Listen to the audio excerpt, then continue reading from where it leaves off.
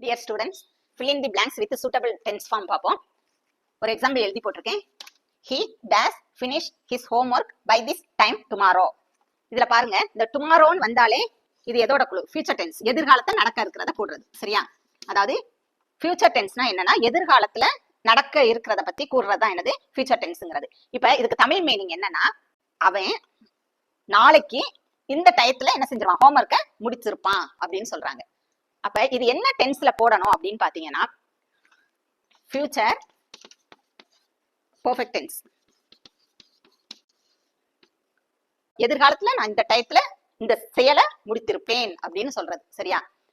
அது மாதிரிதான் இவனு சொல்றான், நான் நாளைக்கு இந்த டயத்துல பை திஸ் டைம் இந்த டயத்துல என்னோட ஹோம்ஒர்க்கை முடித்திருப்பேன் அப்படிங்கிறான். அப்ப அதை ஃபியூச்சர் பெர்ஃபெக்ட் டென்ஸ்ல எழுத போறீங்க. இப்ப ஃபியூச்சர் பெர்ஃபெக்ட் டென்ஸ்க்கு என்ன போடுவோம் அப்படின்னு பாத்தீங்கன்னா, ஐ ஃபியூச்சர் டென்ஸ்னாலே ஐ வந்தா ஷால் போடணும். You they he see it வந்தா வில் போடுவோம்.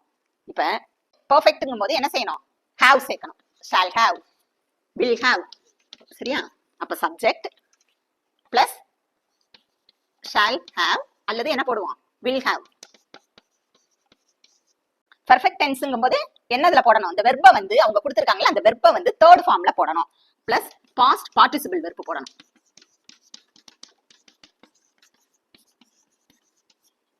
இப்ப இதான் ஃபியூச்சர் பெர்ஃபெக்ட் டென்ஸ். அப்ப இங்க ஃபினிஷ்க்கு தேர்ட் ஃபார்ம் என்னது, ஃபினிஷ். அதுக்கு பாஸ்ட் டென்ஸ் தான் என்னது, ஃபினிஷ்டு. பாஸ்ட் பார்ட்டிசிபிளும் என்னதுதான், ஃபினிஷ்டு. இப்ப இங்க என்ன எழுதுவீங்க, இங்க ஃபினிஷ் கொடுத்துட்டாங்க. இதை நம்ம வந்து ஃபியூச்சர் பெர்ஃபெக்ட் டென்ஸ்ல எழுத போறோம். ஹீக்கு வந்து என்ன போடுவோம், வில் ஹேவ்.